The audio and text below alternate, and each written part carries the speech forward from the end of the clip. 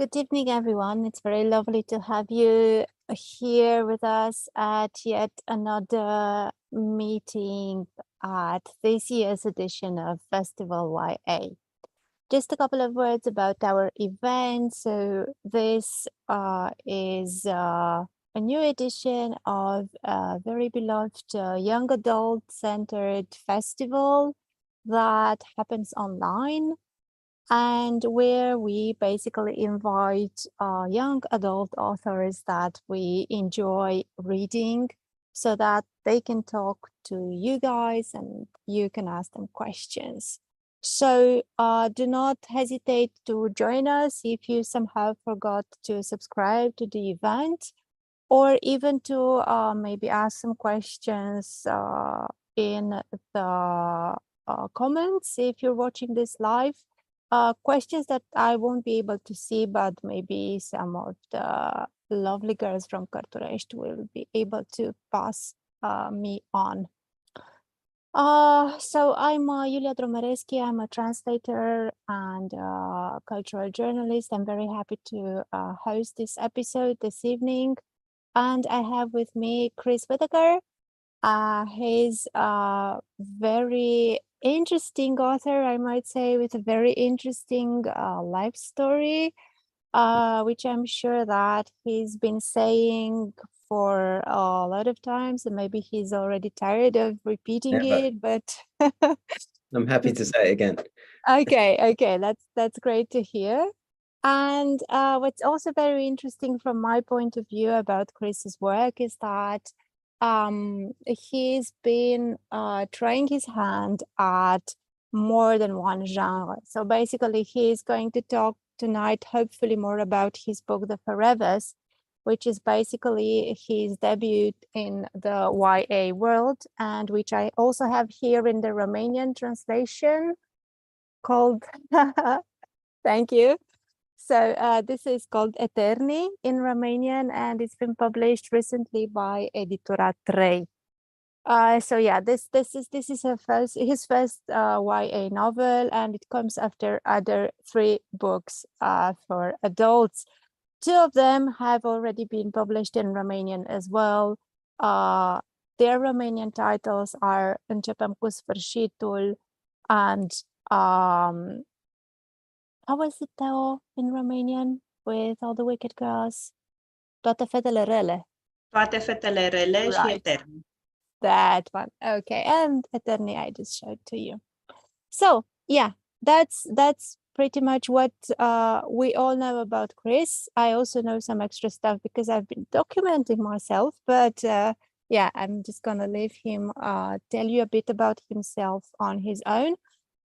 So yeah, maybe we should start with the classics, Chris, just for a bit of warm up. As I said, I know you're already tired of saying the same story again and again, but anyway. So yeah, basically the question that everybody asks Chris is, how come did he get into writing, and how did he start writing after being active for a lot of years in a domain that is completely different and has nothing to do with it, namely finance. So yeah, yes. Please, Chris. Okay, so I'm going to take you all the way back to my school days, which is kind of where my writing journey began.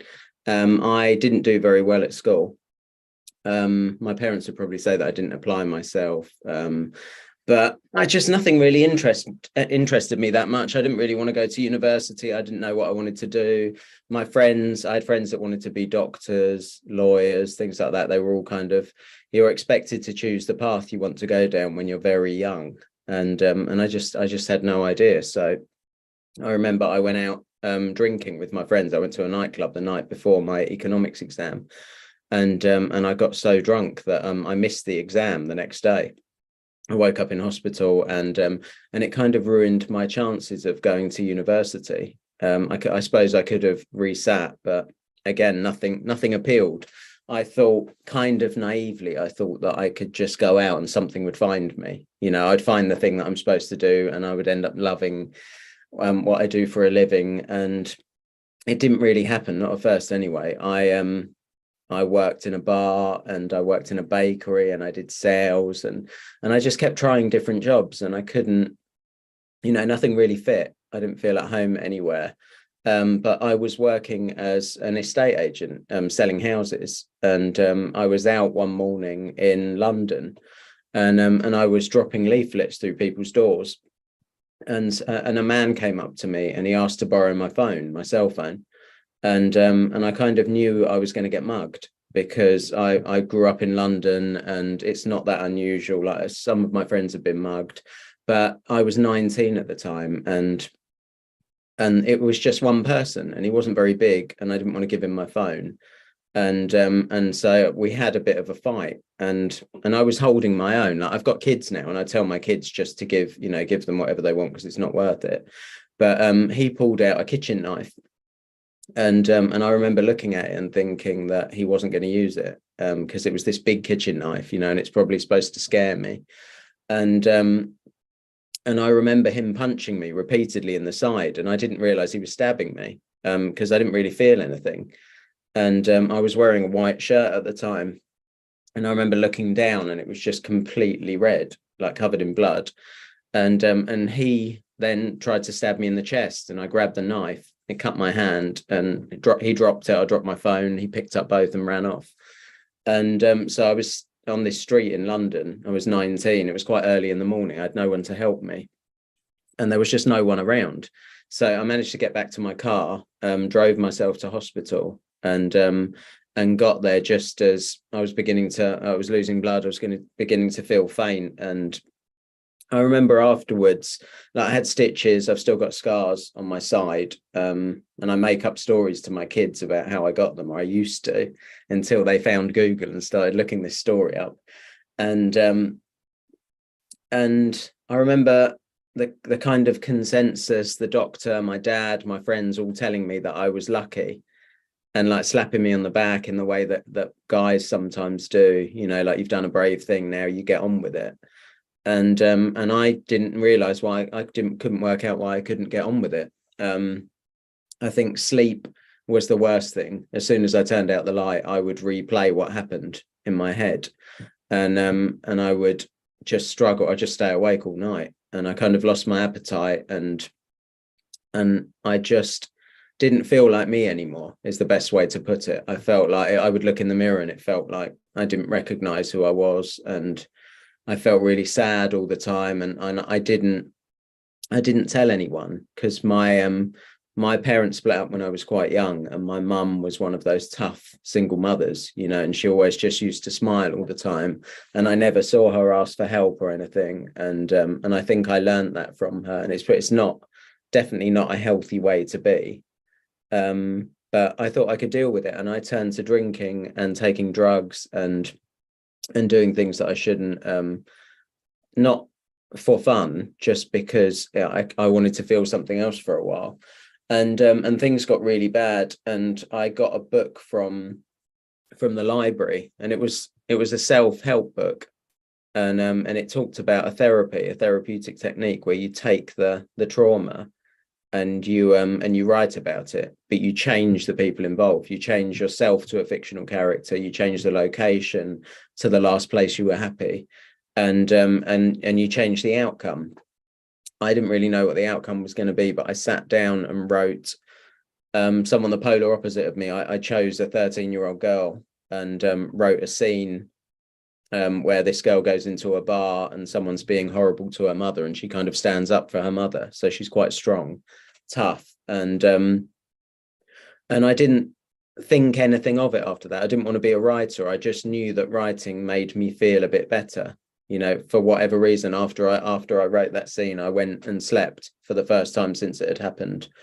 And so I kept writing a little bit at a time. Like whenever I felt down or stressed, I would turn to this character and write a bit more of her story without ever thinking that it would become a book. And it wasn't kind of a quick fix. I went out drunk and crashed my car not long after, and I was back in hospital and had stitches. I've got a scar down my cheek, and I remember my mum being really disappointed in me, and I still didn't tell her what had happened because for me, it was easier for her to think that I was just being stupid than to think that I needed, like, I needed help. Like, I'm really bad at asking for help. Even now, I'm really bad at it. But so probably a year went by, and I needed to think about what to do next. You know, I hadn't worked for a while. I started to feel better, and I picked up a newspaper, and there was an article about a stockbroker, and there was a picture of this guy, and he had a Ferrari and a yacht, and just this, he had like an idyllic life. And I thought, naively again, I thought, I'm going to be a stockbroker. And I had no qualifications, not good at maths. But I went into the city, into London, and began just trying to hand out my CV and trying to get a job. And one company, I think they felt sorry for me and they gave me a job. And so for the next few years, I worked as as like a junior stockbroker in London, which was, again, it was good fun, but it was long hours. It was, you know, you sleep at your desk, and again, it was drugs and drink and that kind of culture. And I wanted to be a trader. And so I kept asking my boss if I could be a trader. Traders kind of use the company money to make more money. And he said, if you lose £10,000, you stop trading. I don't know what that is in Romanian currency. But yeah, so I thought, okay. And then on the first day I came in and I lost £1 million. Again, I don't know what that is in Romanian, but in sterling, it's pounds. It's a lot of money. It's, yeah. So I think it was like $2 million, if that's easier to work out. And like, as I had done before, I didn't tell anyone. I tried to keep it quiet, which is illegal.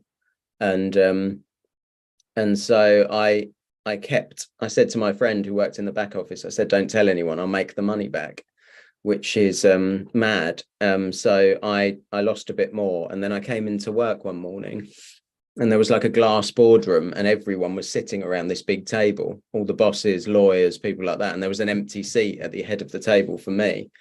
And they found out everything, what I had done. And I remember them saying, you can, you know, we can go to the police about this, which they could have done, or you can pay us back half the money. And I signed it straight away because it's, you know, I didn't want to get in trouble with the police. And I remember getting the train home that night, and I was 24, I think, or 23. And I owed them £500,000, £500,000. And and then I felt terrible again, you know, stressed, couldn't sleep, didn't tell anyone. My fiance was planning an expensive wedding, and everyone thought I was making loads of money, and I just didn't tell anyone. So I kept putting things on the credit card, like, and we had this big fancy wedding, and I couldn't sleep again. So in the night I would wake up and I would go back to writing, because it was the only thing that had ever helped me. So I would go back to writing more of this girl's story, and then I paid the debt off eventually, and was about to turn 30. And I was always been a big reader, and I read a book called The Last Child by an author called John Hart, an American author. And it's a missing child story, and it's beautifully written. And I found an interview with John Hart, and he talked about how he used to be a lawyer, and he just one day quit because he was miserable. He wanted to be a writer, wanted to give it a try.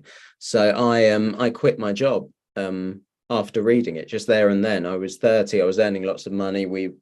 My wife was pregnant, we had a mortgage, we had bills to pay, but I was so miserable. And I didn't tell her until I got home.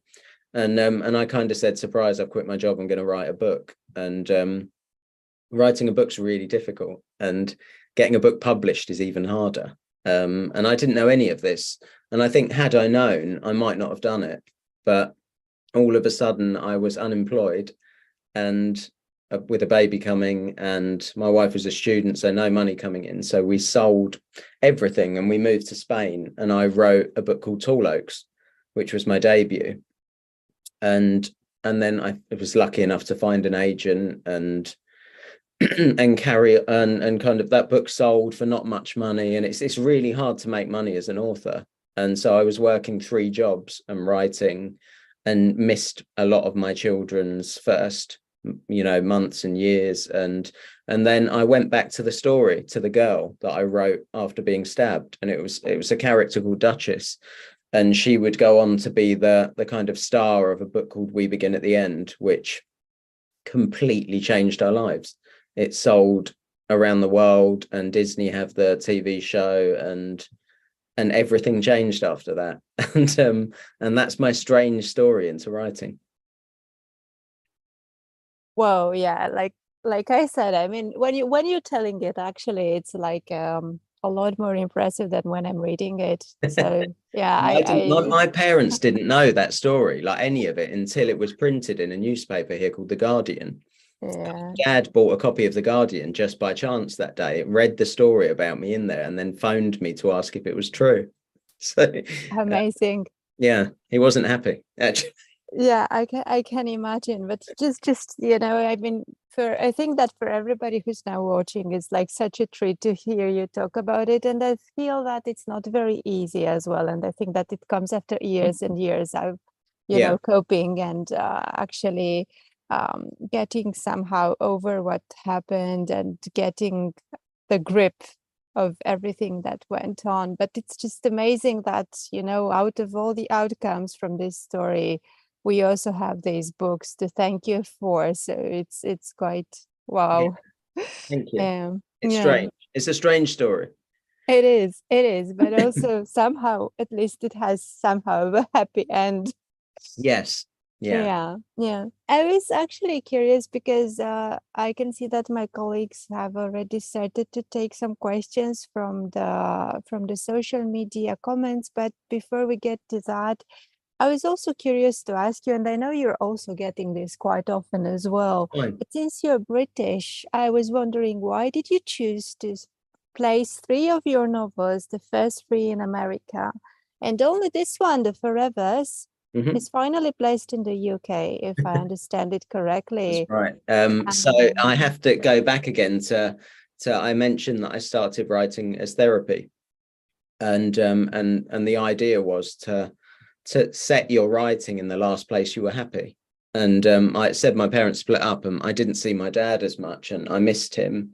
I'm very close with my dad, and he took my brother and I to America, to Florida, to Disney World. And we were standing in line to go on one of the rides, and there was a family in front of us, and the man and we got talking to the man, and they were from Montana, and he described it as the most beautiful place on earth, and so it stuck in my head. And so when I sat down to write about this character, to write my piece of kind of therapeutic creative writing, I naturally went back to America because I felt happy there, and it became like a safe place. So if I had a terrible day in London and lost lots of money, I would sit down and kind of close my eyes and mentally travel 4,000 miles to somewhere where kind of you have no past and you can forget everything and you can just get on with the story. So it's always been my happy place.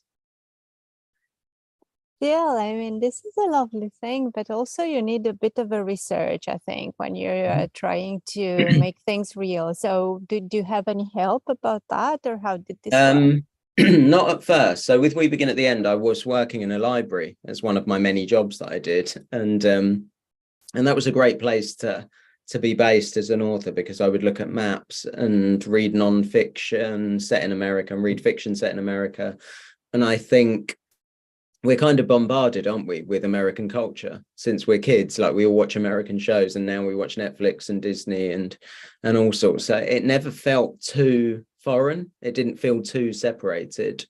And that was until I got to the detail. And then obviously you do loads of research, but I'm lucky enough to have an American editor, an American proofreader, copy editor, a whole team of marketing and salespeople that are kind of looking out for all the mistakes I make.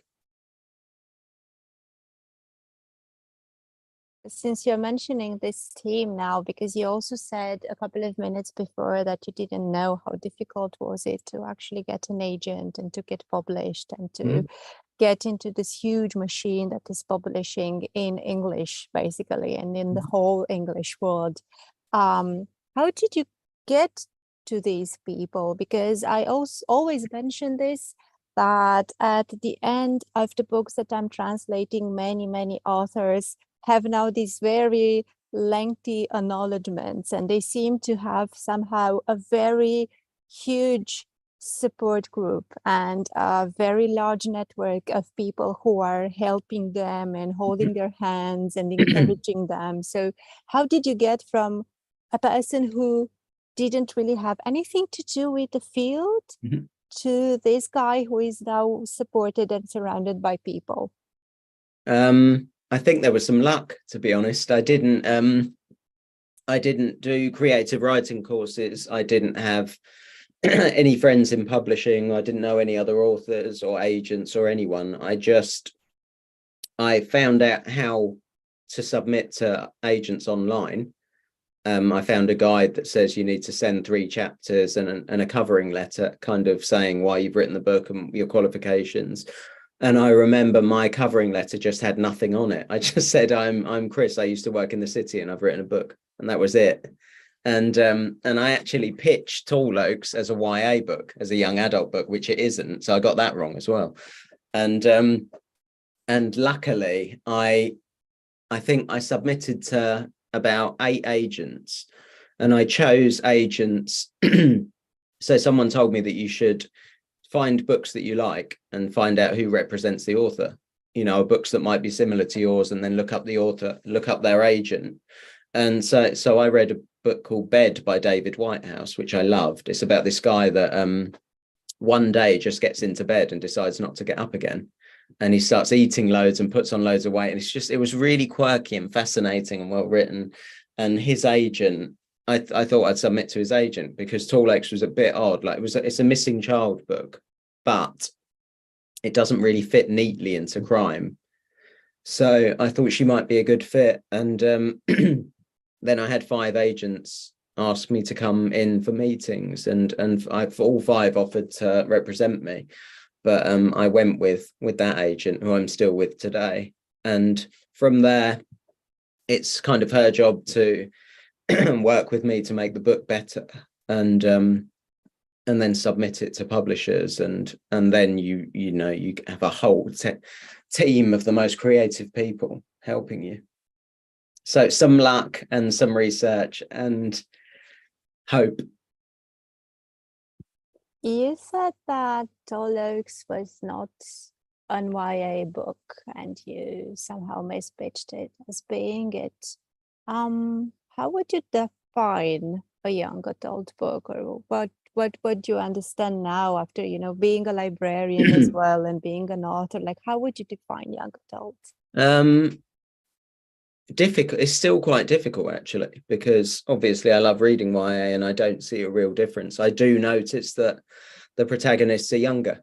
That's the only real difference. Tall Oaks has a lot of adult characters and it's written from their points of view, but the central character is a teenager, but that doesn't make it a YA novel. But I think that's the main thing that differentiates, just the views are told far more from a younger person's perspective. Yeah, because I don't know. I mean, I think that in Romania and maybe in many countries that are not the English speaking, there's still a bit of a struggle to somehow make people understand about the value and the values that the young adult genre actually encompasses. I think it's for me, at least, because I've been translating a lot of YA. And I'm promoting a lot of YA books as well. And I also love them and I also enjoy them. And I don't think I'll ever get bored of reading them. Sometimes it's very difficult to somehow compete with, the greater literature, the literature of, the people who are extremely lyrical or who have a very strong political message. Yeah. And they're just great, but somehow YA tends to be, be cornered somehow and be addressed to a certain niche of people. And I don't find that very fair. No, I agree with you. When I worked at the library, there was a big YA section and we'd have as many adults that are as younger people. And it was nice to see. It was really nice to see. we have actually a question that we got on social media, and I'm going to take it right away. But before that question, I also feel that maybe since the question is related to the forevers, maybe we should talk a little bit about the book. Let me just check, because to be honest, I haven't checked the year just to make sure how. Okay, so it's been published only this year in translation, which means that it's brand new. And probably a lot of people didn't get the chance to read it yet. It's very beautiful cover. I really like it. Yeah, I also love this. This is actually the sleeve, and beneath it is the white version of it. So it That's looks so really nice. I'm looking forward to getting my hands on one. Teodora, watch out. He just said it. So, to be honest, I just begot it because with me moderating a couple of the Q&As in FestivalYA, I just had to, put a lot of books on my reading list. But already, I have to confess that I'm gripped by the style, because you don't really seem the kind of guy that, likes to hide behind euphemisms. So basically, it's like a very in-your-face kind of book. It is. And I like it. Yeah, I like it a lot. So I was just maybe going to ask you a bit about the process, about how come you got into writing this specifically, and how did you get the idea for this very somehow popular scenario, which is pretty much post-apocalyptic, pretty much dystopic, whatever you'd like to call it. It is. I read a book called Fire in the Sky, which is about what we do if an asteroid comes. It's about asteroids and what happens if one comes towards Earth, and it was kind of fascinating and terrifying, and made me think. And then I read a survey was done in the UK, and it was about it asked people what they would do if there was an asteroid coming towards Earth and they were going to die in 30 days or something like that. And I think 90%, it was really a shockingly high percentage, something like 90% of people said they would carry on working, which I found fascinating. And I think there's an element of kind of burying your head in the sand and not, if you carry on as normal, this terrible thing won't happen. And it got me thinking what I would do now and what I might have done when I was a teenager. And so you have this town on the coast of England where these 10 years ago, they spotted an asteroid coming towards Earth. And so you have this group of teenagers that have grown up with this threat in the sky, so it's not shocking to them, it's not new to them, it's just there and it's ever present, and they keep trying to stop it. NASA keep trying to stop it and they can't, and it just keeps on coming. And when we join the story, we're down to the last summer, the last 30 days, and I like to believe that people are innately good and kind, and if there's kind of no consequences for your actions, if you're not going to get in trouble for the things that you do, I like to still believe that people would be kind to each other. But this book kind of tests that theory, and I just found it really interesting. If you strip back the luxury of time, if you take it away, what matters most. And so it's a book that looks at that, and the characters some of them do some bad things, as you would expect, but I think the heart remains in the story. And how did you decide it to be a young adult book in the end?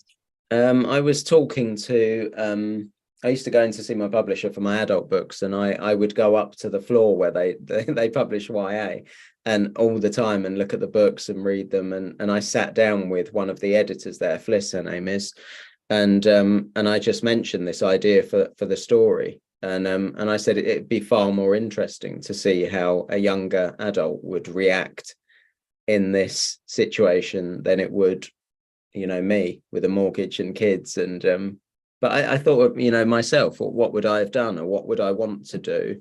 And aside from the obvious things, some of the things we talked about, and I remember asking people when I worked at the library, there were just some really wholesome answers, like spend some time with my family and go and see sites that I want to see, and it really makes you think about what is important to you.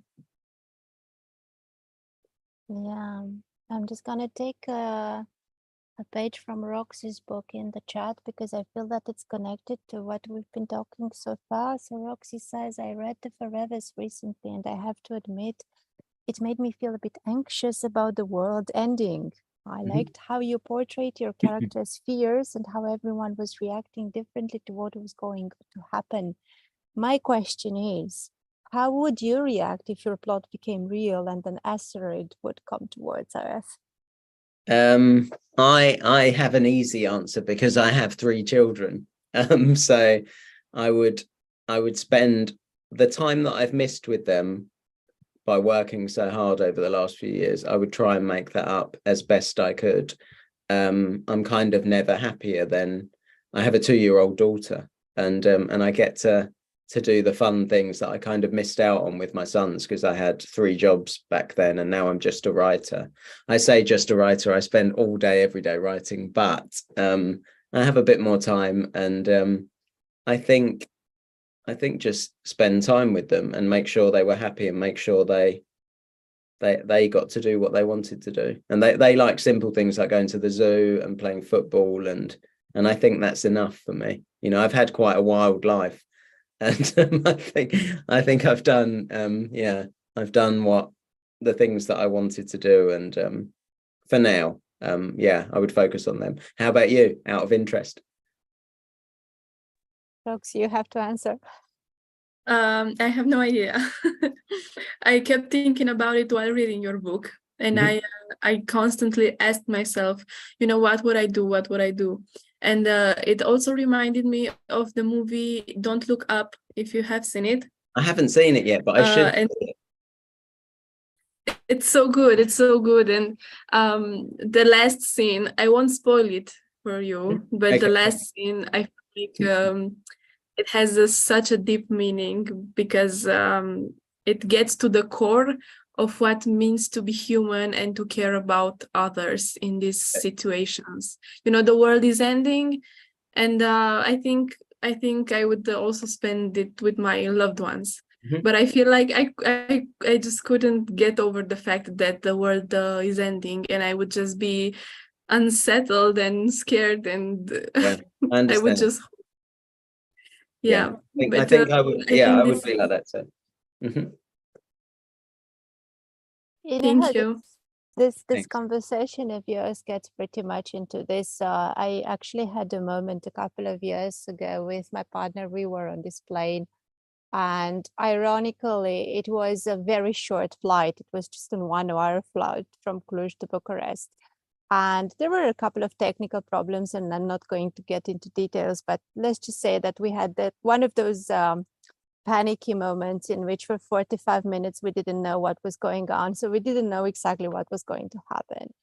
And the only thing that I can remember is like not knowing what to do. So it's that, you just go blank and you're like, what are we supposed to do now? So if we die in 1 hour, do we pray? Do we try to call somebody? We cannot because we are on air, so we cannot really get coverage. So what should we do? Like, should we enjoy each other? But how? Because we're in a plane full of people. And well, in the end, everything was fine somehow. But then it just made me wonder, like, exactly, even if we knew specifically that the world's going to end in, 30 minutes, 30 days, 30 months, I mean, would we actually know what to do?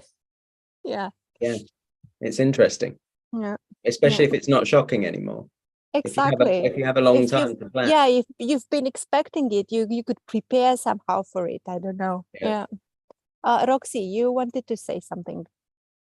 I just wanted to add that I feel like in your book you portrayed very well this feeling of not knowing what to do. And there were certain moments in which I felt so much panic, like when they burned churches down right before the asteroid was supposed to come.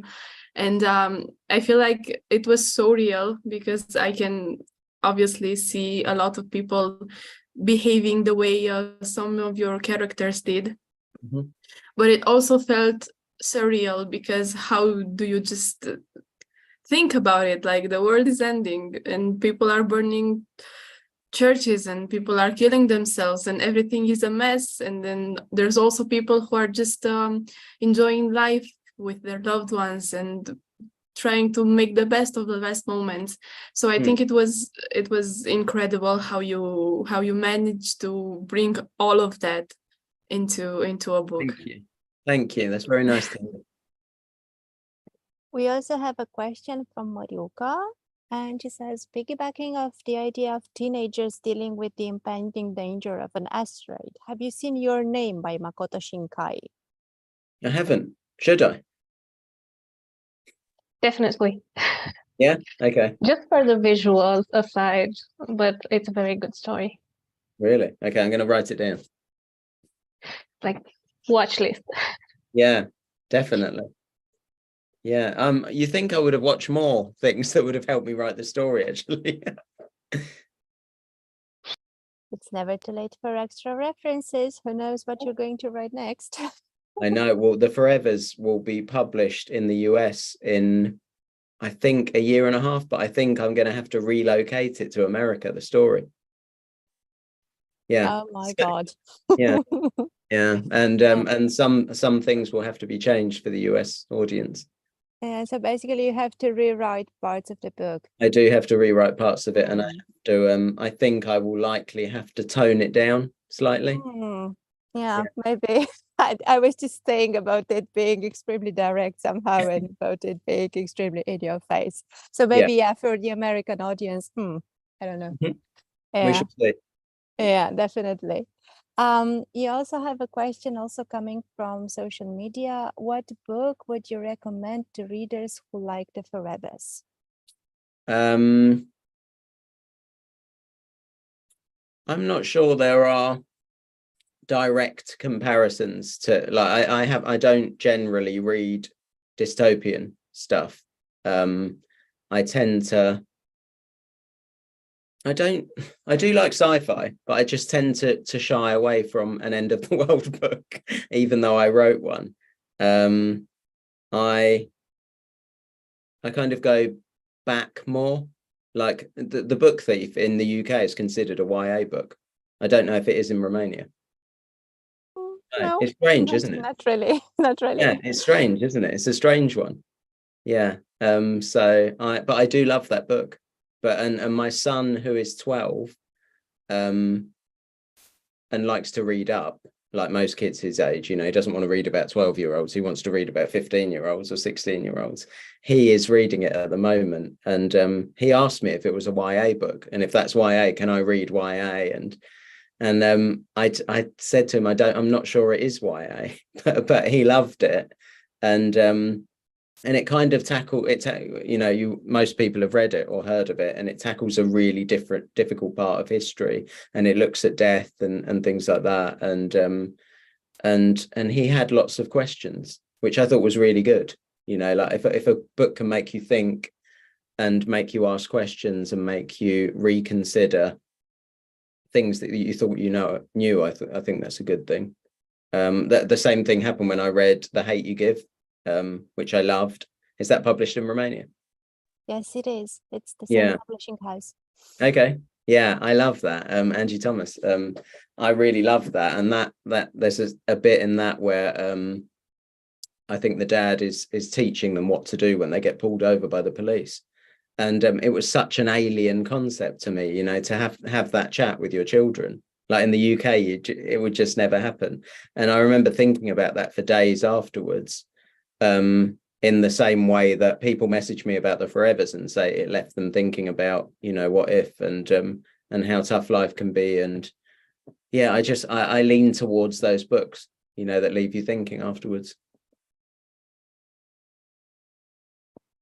Yeah, I very much agree on this. I really love this reference on The Hate You Give, actually. Right. I was actually going to ask you something also about the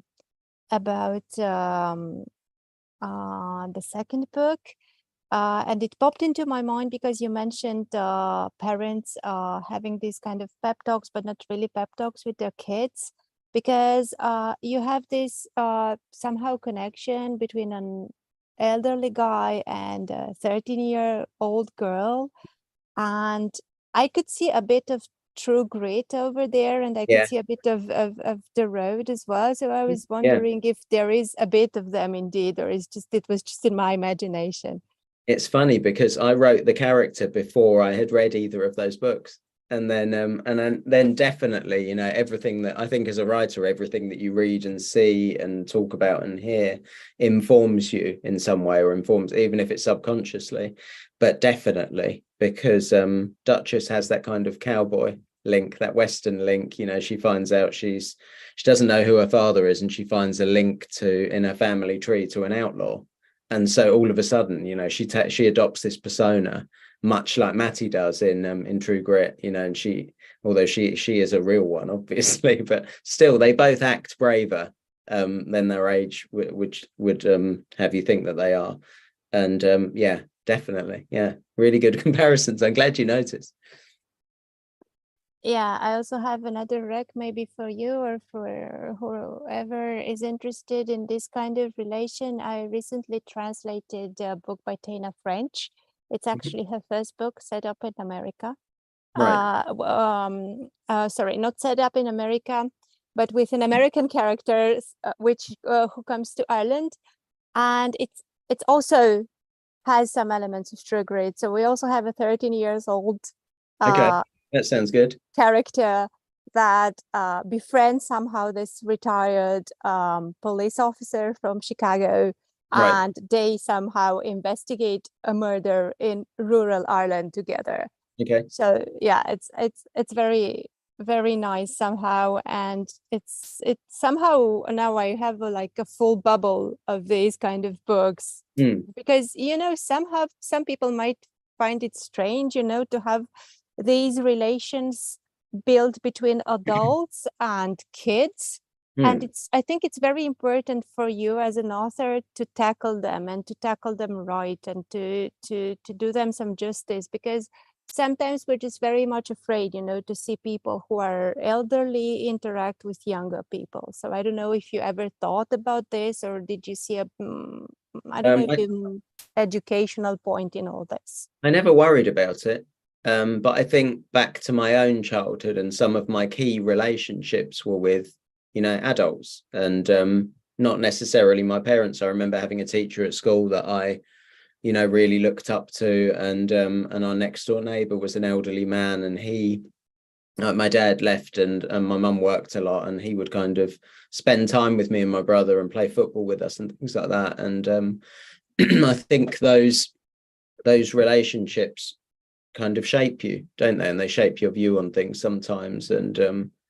And it was important. It's an important relationship for Duchess in the book, because she doesn't have a father figure. So she does have a few key people that look out for her and look after her. Even one of them is a policeman, and she kind of doesn't respect him, and she doesn't like to be told what to do, but she does care deeply for him. And it's kind of a complex relationship, but I really enjoyed writing it.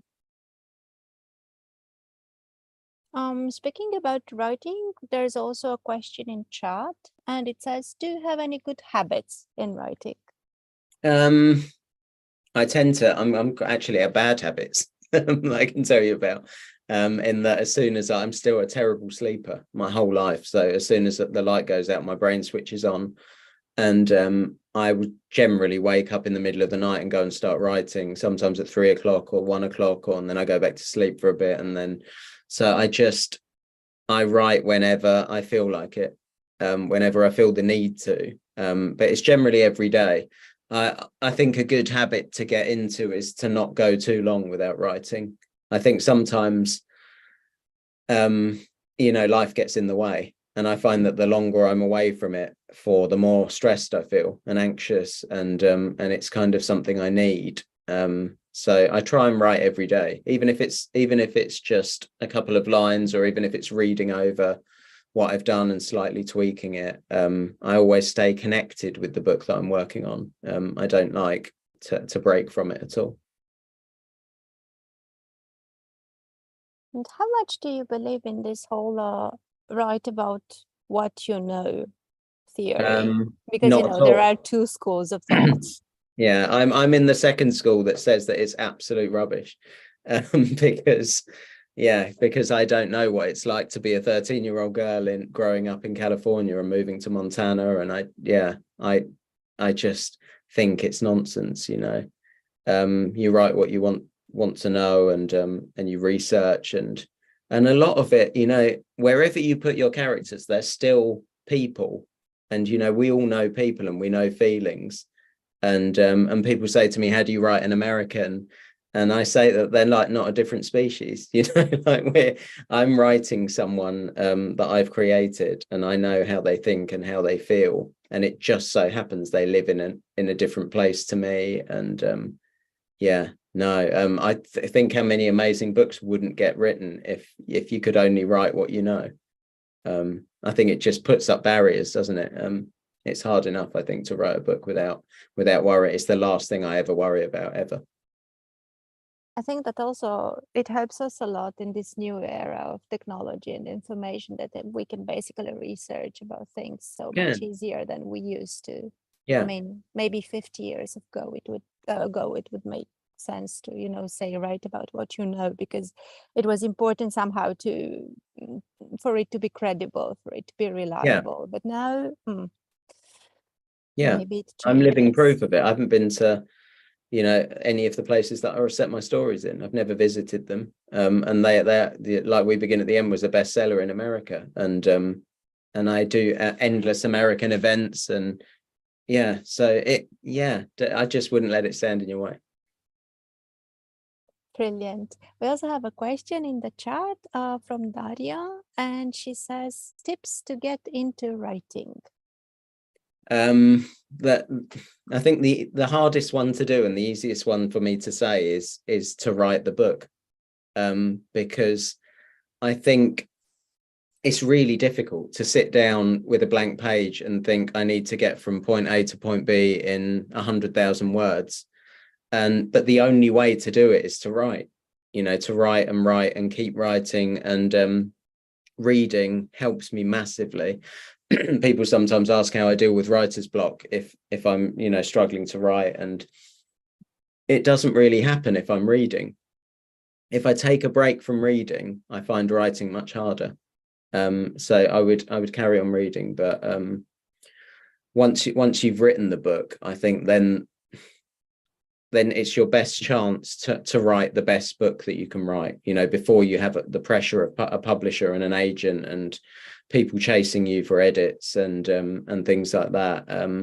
You know, before that happens, you just have a freedom, and it might not feel like it, because it's not always fun, you know, but it's such a great opportunity to write the best book that you can, because everything changes after that.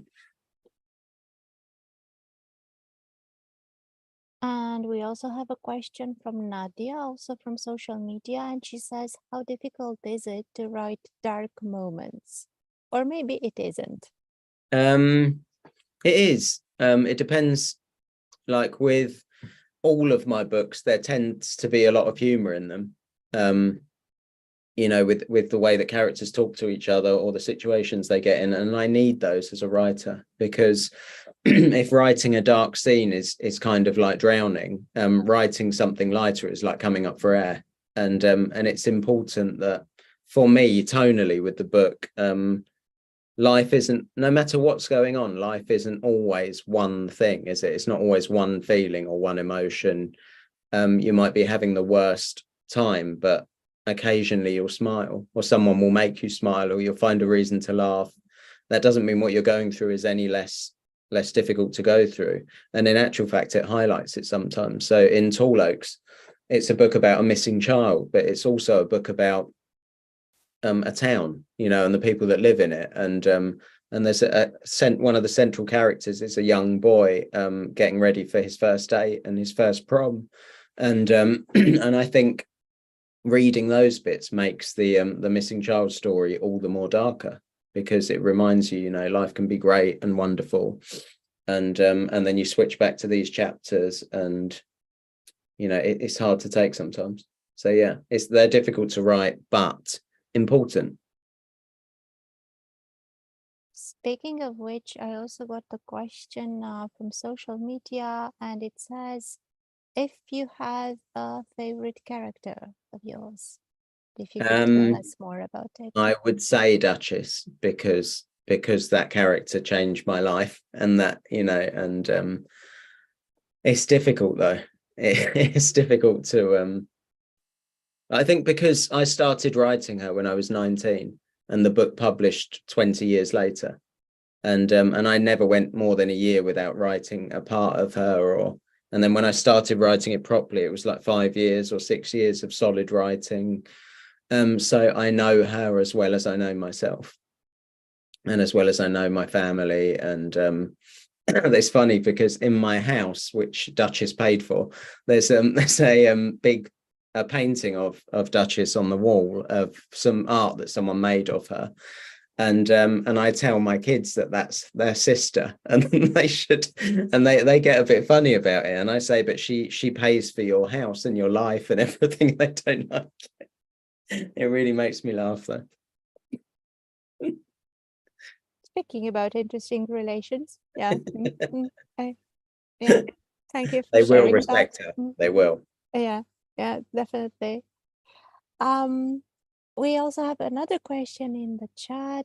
Did you ever think to turn your books into audiobooks? And which book do you see more suitable for such a conversion, and who would be the narrator? They actually are all audiobooks in the UK and the US. I don't get to choose. The Forevers actually has a brilliant audio narrator called Fran Bygone, and she just, like, I sometimes they'll send me a list of 5 people reading some of the book, and instantly you know who the voice is, and Fran was the voice for that. We Begin at the End is an actor called George Newburn, who was in Friends, a TV show, Friends, and he was in some other movies and things that I'd seen. And yeah, so I normally get some choice, but sometimes, like with George Newburn, the editor, the publisher in America, really wanted him, and they said he's, you know, that he's going to do a brilliant job, and he did. And so I generally defer to other people who know better than me.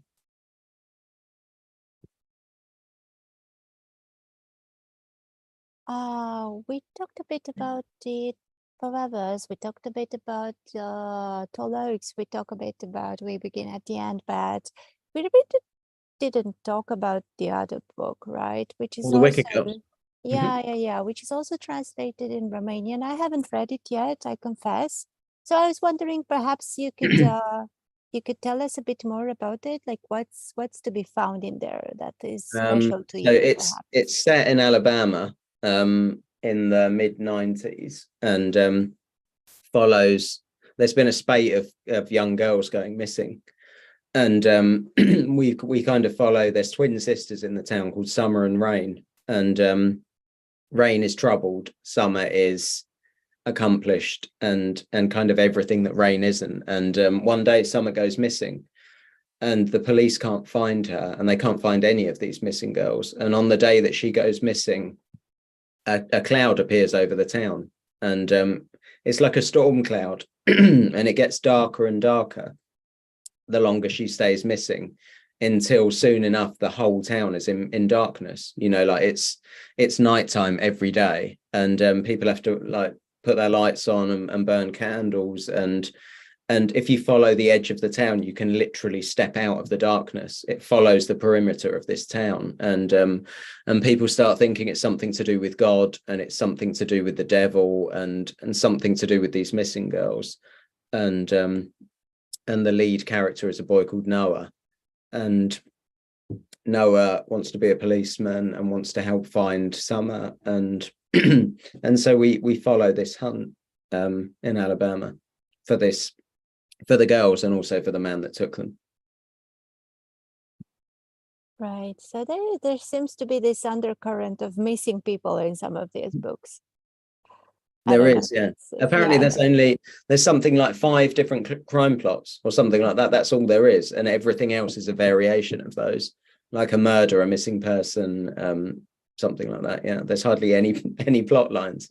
But I always find it fascinating, you know, like if I lose something or my kids lose something, you know that it's somewhere, it exists somewhere, but it just can't be found. And there's something agonizing about that. And, you know, times it by a million if it's a missing person. And there's kind of, you know, on the one hand, the parents in the books want closure. They want to know what happened so that they can either grieve or move on. But also, you know, there's hope in the unknown. You know, it's what keeps you going. I also got this question about having any news on the TV adaptation for Begin at the End, because there were some rumors about Disney doing it, but then Yes. nobody knows what will happen. Do you have anything something about this? I met them. I went to New York last month and met the team that are doing the adaptation, and it just takes ages. Basically, it's frustrating. But they were talking about casting, and they had an idea for a girl to play Duchess, which was really exciting. And social media, sometimes people on social media think that I have a say in casting, and so sometimes people in America particularly send me videos of their daughters acting and speaking and singing, and in the hope that I can get them a place on the TV show, which I cannot, but I do enjoy it because they're really talented, you know, and some of them look like Duchess and sound like her, and it's very cool. And it's very exciting. I really hope it's gonna happen because I'm quite curious about how will it look like. Yeah.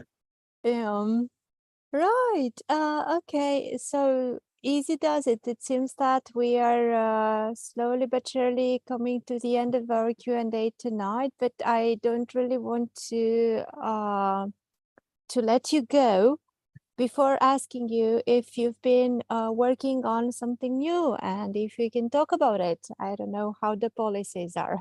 I have been working on the new crime book for the last 4 years, and I'm very nearly finished. And it will be published in the UK and the US in spring 2024. So a year from now. And I can't say the title or anything like that, but I can say it's a big, epic crime love story that spans 30 years and set in the US. Again. Again. Okay, so we stick with the forevers being just a deviation from the rule. Yeah, it's a one-off. Yep. Okay, I understand. Good, but it's promising. I mean, 30 years long of love and crime, what can be better, right? Exactly. It's a big book. Okay, yeah, well, you certainly got us excited.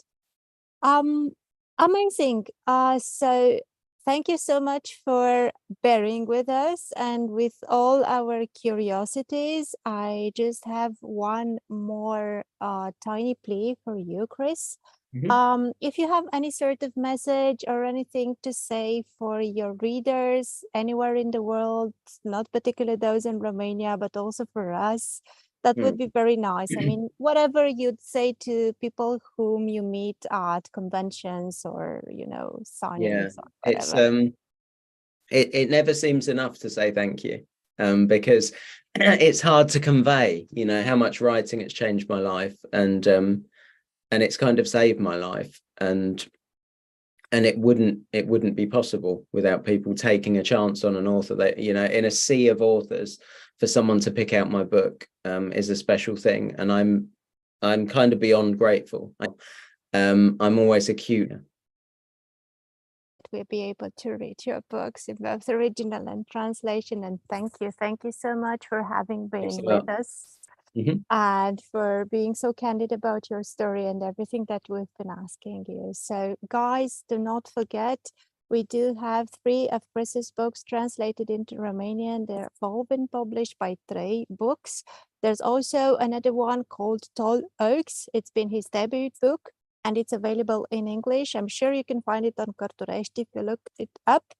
And there is also a new book coming next spring in both US and UK, and it's an epic love and crime story spanning on 30 years. So be sure you follow Chris on his social media as well. And Chris, thank you again for granting us your lovely company tonight. Have a lovely evening. Thank you. Thanks for having me.